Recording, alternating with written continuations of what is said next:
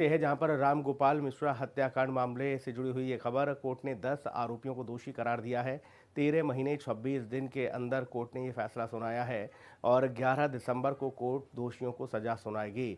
तो दोषी ठहरा दिए गए हैं, 10 लोग इसमें दोषी ठहराए गए हैं। ये बड़ी खबर आपको बता रहे हैं, जिसमें देखिए हत्याकांड के आरोपी 10 लोगों को दोषी पाया गया है। 13 महीने 26 दिन के अंदर ये फैसला आया है। कोर्ट ने 10 आरोपियों को दोषी करार दिया है। बहराइच से ये खबर है जहां पर राम गोपाल मिश्रा हत्याकांड मामले से जुड़ी हुई ये बड़ी और अहम खबर, जिसमें देखिए 10 आरोपियों को अब दोषी पाया गया है। साथ ही आपको ये बता दें कि अब इस मामले में अगली जो सुनवाई होनी है उसमें इन पर दोष सिद्ध किए जाएंगे।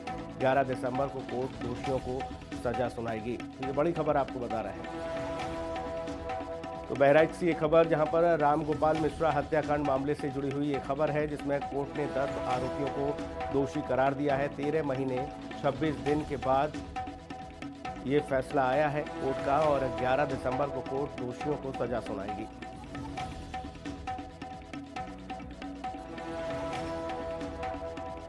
तो बड़ी खबर आपको बता रहे हैं बहराइच से, राम गोपाल मिश्रा हत्याकांड मामले से जुड़ी हुई ये खबर। 10 लोगों को दोषी पाया गया है और इन पर अब किस तरह से दोष के साथ इनको सजा क्या होनी है इस पर फैसला आना है, जो कि कल बताया जा रहा है 11 दिसंबर को ये फैसला आएगा। लेकिन 10 लोग फिलहाल इसमें दोषी हैं। तो पुलिस ने सुरक्षा चाक चौबंद रखी है। कोर्ट ने फैसला सुनाया है। बड़ी खबर, राम गोपाल मिश्रा हत्याकांड से ये पूरा वाकया जुड़ा हुआ है। बहराइच में ये हत्या की गई थी और कोर्ट ने 10 आरोपियों को दोषी पाया है। तो बड़ी खबर आपको बता रहे हैं बहराइच से, जहां पर 10 आरोपियों को दोषी पाया गया है कोर्ट के द्वारा। शशांक हमारे सहयोगी ज्यादा जानकारी के साथ मौजूद हैं। शशांक, क्या कुछ अपडेट है आपके पास? 10 आरोपियों को दोषी करार दिया गया है, क्या है ये पूरा वाकया और अगली सुनवाई कब है? सुनील, ये माननीय न्यायालय के बहुत बड़ा फैसला है, क्योंकि आपको विदित होगा कि विगत वर्ष पिछले साल दुर्गा प्रतिमा विसर्जन के दौरान एक बड़ा बवाल हुआ था महसी विधानसभा क्षेत्र में, महाराजगंज का जो कस्बा है वहां पर।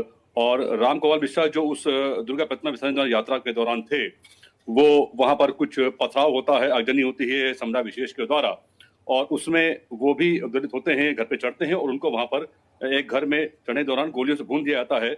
और हामिद और उनके और जो साथी थे उन पे उसका इल्जाम था और उनको बहुत बड़ी घटना हुई थी, तमाम आगजनी हुई थी, पूरा जनपद बहराइच आग की चपेट में आ गया था।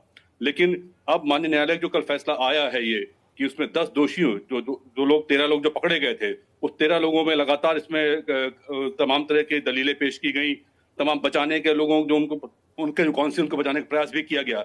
लेकिन न्यायालय ने उसको दरकिनार करते हुए जो सही निर्णय हुआ कि जो राम गोपाल मिश्रा के जो हत्यारे थे उनको सजा मिली है, 10 लोगों को सजा दी गई है और 3 लोग को जो है बरी किया गया माननीय न्यायालय के द्वारा।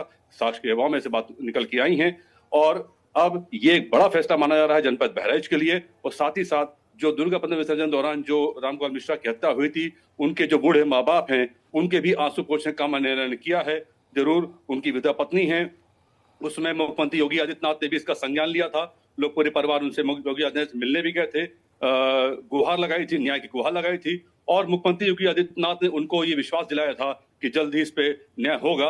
आज न्यायालय ने जो फैसला दिया वो जरूर उनके आंसू पोंछे काम करेगा। जरूर राम गोपाल मिश्रा इस दुनिया में नहीं है, लेकिन राम गोपाल मिश्रा के जो हत्यारे हैं वो जेल की सलाखों के पीछे हैं और जल्द ही उनको कड़ी सजा मिलने जा रही है। 11 तारीख को माननीय न्यायालय उसके बारे में अंतिम फैसला अपना इस फैसले निर्णय देगा। ने विपक्ष के मुंह पर भी एक बड़ा करारा तमाचा जरूर जड़ा होगा, क्योंकि विपक्ष ये कहता रहा कि इस मामले में भारतीय जनता पार्टी के लोग ही शामिल थे और जब ऐसे में जब 10 लोगों का आपने जिक्र किया है कि दोषी पाया गया है उनको, तो जाहिर तौर पर वो विशेष समुदाय से ही जुड़े हुए हैं और ऐसे में अब विपक्ष की भी बोलती बंद हो जाएगी।